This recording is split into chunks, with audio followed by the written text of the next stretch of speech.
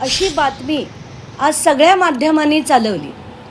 मला माध्यमांना पहिला प्रश्न विचारायचा आहे की ही बातमी किंवा हा अहवाल तुमच्यापर्यंत आला होता का, आणि तो येण्याआधी तुम्ही ही बातमी कशी चालवली? कारण हा अहवाल अजून आलेलाच नाही। मी पूर्ण माहिती घेतली आहे, अजून हा अहवाल रिलीज झालेला नाही। त्याची इनफॅक्ट शेवटची बैठक सुद्धा अजून बाकी आहे, अशी माहिती मला आता त्या विभागाकडनं मिळते आहे। तर प्रत्येक माध्यमांनी आज बातमी चालवून टाकली की पार्थ पवारला क्लीन चिट, तर ही कुठचीही क्लीन चिट पार्थ पवारला मिळालेली नाही। दुसरं म्हणजे मागे जी चार्जशीट फाईल झाली होती पोलीस डिपार्टमेंटकडनं, कारण 2 FIR आहेत या प्रकरणात, एक बावधनला आहे आणि एक खडकला आहे। तर बावधनच्या FIR मध्ये, खडकच्या FIR मध्ये जी चार्जशीट झाली होती त्या दोन्ही FIR मध्ये पार्थ पवारचं नाव पहिल्या दिवशीपासून नाही आहे। म्हणून तर आमचा खरा लढा होता की त्याचं नाव FIR मध्ये का नाही, आणि जर FIR मध्ये त्याचं नाव नाही आहे तर चार्जशीटमध्ये नाव येण्याचा प्रश्नच येत नाही। आणि आम्ही हा प्रश्न जेव्हा आधी कलेक्टरांना, सगळ्या अधिकाऱ्यांना विचारत होतो, त्यांचं असं म्हणणं होतं की FIR मध्ये नाव नंतर घातलं जाईल। तर म्हणून आत्ताच्या घटनेला जी चौकशी चालू आहे, चौकशी पूर्ण झालेली नाही। आत्ताच्या घटनेला शीतल तेजवानीला बेल मिळू नये म्हणून एक चार्जशीट फाईल झाली होती, आणि त्या चार्जशीट फक्त सीमित शीतल तेजवानी पुरतीच होती। त्याच्यात पार्थचं नाव येण्याचा प्रश्नच उठत नाही। म्हणून मला माध्यमांना विनंती आहे की चुकीच्या बातम्या देऊ नका। पूर्ण महाराष्ट्रात झालंय की पार्थ पवारला क्लीन चिट, पार्थ पवारचं नाव चार्जशीटमध्ये नाही, असं होऊच शकत नाही। आणि आत्ता म्हणूनच मी ते पूर्ण एक प्रिंटआउट काढलंय, तो प्रिंटआउट द्या। हा पॉवर ऑफ अटॉर्नी आहे, शीतल तेजवानी, शीतल तेजवानी आणि पार्थ पवार यांच्यामध्ये झालेलं पॉवर ऑफ अटॉर्नी आहे। याच्यात प्रत्येक पानावर त्यांचं नाव आहे, प्रत्येक पानावर। इतकंच नाही तर याच्यात पार्थ पवारचा फोटो, त्याच्यावर शिक्का, त्याच्यावर त्याची सही, हे बघा, सगळ्यांनी झूम इन करून दाखवा। पार्थ पवारचा फोटो, त्याच्यावर त्याची सही, शिक्का, खाली विटनेसची सही, आणि हा जो विटनेस आहे त्याचा इतर कंपन्यांमध्ये त्याच्याबरोबर डायरेक्टर आहे। इतकंच नाही तर हे नोटराइज्ड आहे। याच जमिनीचा व्यवहार पार्थ पवारनी शीतलबरोबर केलेला, ही पॉवर ऑफ अटॉर्नीची कॉपीसुद्धा मी खारगे समितीला दिली आहे। म्हणून खारगे समिती त्यांना याच्यातनं बाहेर काढूच शकत नाही, आणि काढलं तर खारगे समितीला मी धारेवर धरणार आहे। आणि एवढंच नाही तर हायकोर्टापर्यंत याच्या विरुद्ध मी लढा देणार आहे। आत्ताच्या घटनेला या ज्या ज्या गोष्टी आहेत त्या महाराष्ट्रासमोर यायला हव्यात, म्हणून मी बोलले की कुठल्याही परिस्थितीत मुंडवा घोटाळ्या प्रकरणात पार्थ पवारला बाहेर येऊ शकणार नाही। आणि जरी त्या समितीने अहवाल मॅनिप्युलेट केला तरी हायकोर्टात जाऊन मी लढून ते खरंच खरं जे आहे ते हायकोर्टापुढे मांडणार आहे। माझा लढा मी चालूच ठेवणार आहे।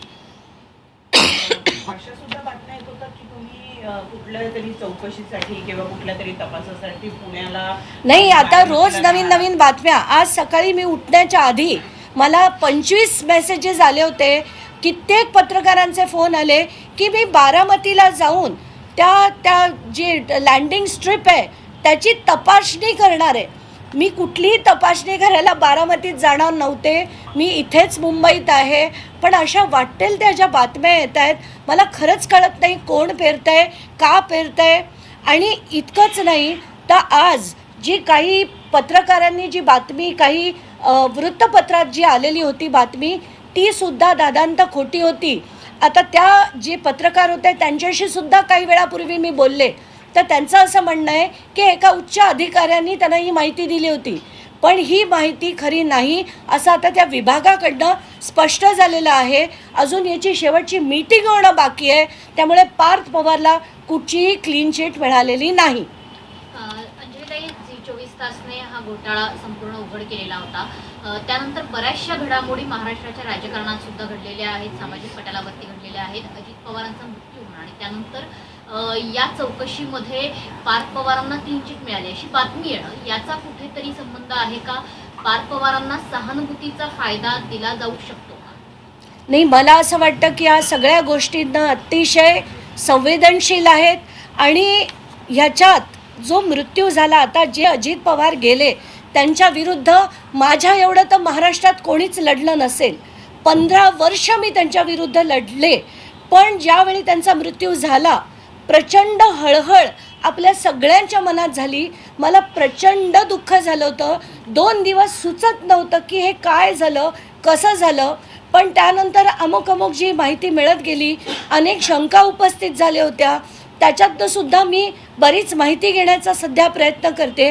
ही माहिती बाहेर आल्यावर मी सांगेनच. पण आत्ताच्या घटनेला दुःख एवढं होतं आहे की एवढी त्यांची जवळची माणसं, घरातली माणसं आणि त्यांच्याबरोबर पक्षात काम करणारी माणसं, ही इतकी जवळची त्यांच्याबरोबर रोज काम करत असताना यांना दुःख का झालं नाही, यांना घाई का झाली, हा जो महाराष्ट्राच्या सगळ्या जनतेला प्रश्न पडला आहे की हिंदू धर्मात किंवा महाराष्ट्राच्या संस्कृतीत असं होत नाही. आणि आज जो या शपथविधीमुळे गेलेला महाराष्ट्रातला सोशल मेसेज आहे की घरातलं व्यक्ती गेलं तरी कामकाज चालू ठेवायचं असतं, हा जो एक सोशल चुकीचा मेसेज गेला आहे महाराष्ट्रात, याची खंत वाटते. एवढंच आत्ता मला बोलायचं आहे. जाणीवपूर्वक, कारण आता आपल्याला माहिती आहे की जिल्हा परिषदेच्या निवडणुकांचा प्रचाराचा शेवटचा दिवस आहे. अगदी रोहित पवार यांनी सुद्धा अजित पवारांना जर सद्भावना किंवा श्रद्धांजली द्यायची असेल, तर त्यांचे विचार पुढे न्यायचे असेल तर मतदान योग्य पद्धतीनं करा, ही श्रद्धांजली असेल, अशा पद्धतीचं ट्विट केलेलं आहे. एकूणच आजच्या पेपरमध्ये आलेल्या या बातम्या आणि निवडणुका याचा काही संबंध आहे का, असं तुम्हाला वाटतं का? त्या अनुषंगानं या बातम्या दिल्या गेल्या असतील. मला एकच फक्त गोष्ट मांडायची आहे की याच्यात भाजपनी एका दगडात 2 पक्षी मारले. एक म्हणजे त्यांनी राष्ट्रवादीत परमनंट फूट पाडली आणि दुसरं म्हणजे त्यांनी आत्ताच्या झेडपीच्या निवडणुकीत जो राष्ट्रवादी पक्षाला जो आपलेपणा, आपुलकी मिळाली असती किंवा जो सॉफ्ट कॉर्नर लोकांचा मिळाला असता, तो आता मिळेल की नाही. कारण महाराष्ट्रात सगळी लोक प्रचंड प्रमाणात चिडलेली आहेत की यांना इतकी काय घाई झाली होती, असं असंख्य लोक म्हणताना दिसत आहेत. हा भाजपचा डाव होता की काय, असा प्रश्न पडतो. आणि आत्ताच्या घटनेला मला हेही स्पष्ट करायचं आहे की जितका राग, जितका मला चीड अजित पवारांवर त्यांच्या भ्रष्टाचाराची यायची, तितकीच चीड मला शरद पवारांची आणि त्यांच्या गटाची यायची. त्यामुळे मला कोणाबद्दलही सिंपती नाही, पण राजकारण इतक्या खालच्या दर्जाला जाईल हे मात्र पटत नव्हतं. पण आता भाजपने ते सिद्ध करून दाखवलं आहे की राजकारण आता कुठच्याही पातळीवर जाऊ शकतं.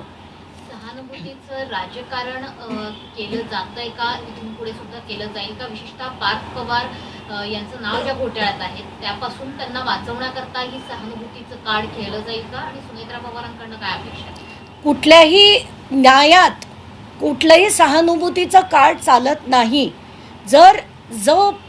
जे त्यांनी गुन्हे केलेत, आधी एक खोटी कंपनी बनवणं, त्या खोट्या कंपनीचे सगळे व्यवहार बदलणं, त्या व्यवहारातनं LOI मिळवणं, LOIमधनं स्टॅम्प ड्युटी वेवर घेणं, स्टॅम्प ड्युटी वेवरनंतर अमुक करणं, हा सगळा प्रकार जो झाला आहे तो कोणी त्याच्यातनं वाचणं पार्थ पवारांना शक्य नाही. आणि जसं मी सांगितलं, हे जे डॉक्युमेंट आहेत ही सगळी पेपरवर आहेत, त्यामुळे सहानुभूतीने या सगळ्या गोष्टी मिटणार नाहीत. पण आत्ताच्या घटनेला सहानुभूतीची लाट जी राष्ट्रवादीकडे गेली असती, ती ZP इलेक्शनमध्ये जाऊ नये म्हणून घाईघाईत हा शपथविधी करून घेतला, हे याच्यातनं स्पष्ट दिसतंय. कारण कुठेतरी ह्या मंडळीने त्याच्यातले जे नावाजलेले आहेत, सुनील तटकरे, प्रफुल्ल पटेल आणि छगन भुजबळ, हे एका पायावर भाजपमध्ये कधीही जायला तयार आहेत. आणि म्हणून त्यांनी राष्ट्रवादी संपवण्याचा हे केलं आहे का? संपली तर आनंदच आहे, पण त्याच्यात ते आता संपवण्याचा घाट घातला आहे का, असा प्रश्न प्रत्येकाला पडत असेल आणि तो मलाही पडला आहे. यापूर्वी अजित पवार होते, आता अजित पवारांच्या जागी त्यांच्या पत्नी सुनेत्रा पवार आहेत. अजित पवारांकडे तुम्ही ही मागणी केलेली होती की पार्थ पवारांच्या या घोटाळ्यासंदर्भात त्यांनी ठाम भूमिका घ्यावी, स्पष्टता द्यावी. सुरुवातीला त्यांनी वक्तव्य बदललेली होती. आता सुनेत्रा पवारांकडे देखील तुम्ही जाणार का? त्यांच्याकडनं तुम्ही काय अपेक्षा व्यक्त कराल? कारण त्यांच्याही मुलासंदर्भातच असणार हा घोटाळा. नाही, आता मी कोणाकडेही जाणार नाही. कारण आता फक्त मला असं वाटतं, जर खारगे समितीचा अहवाल आला, या समित्या बनवणं खरं तर बंद केलं पाहिजे महाराष्ट्रात. ह्या समित्या कुठचाही कोणाच्या धमकच नाही आहे खरा अहवाल सादर करायची. आणि जर हा खारगे समितीचा अहवाल पुन्हा असाच थातुरमातुर निघाला तर फक्त न्यायालयात न्याय मिळेल अशी अपेक्षा आपण करू शकतो. म्हणून मी न्यायालयात जाईन आणि लढा जो मला द्यायचा आहे तो देईन. पण आत्ताच्या घटकेला सुनेत्रा पवारांना कुठल्याही प्रकारे भेटायची किंवा कशाचीही माझी इच्छा नाही.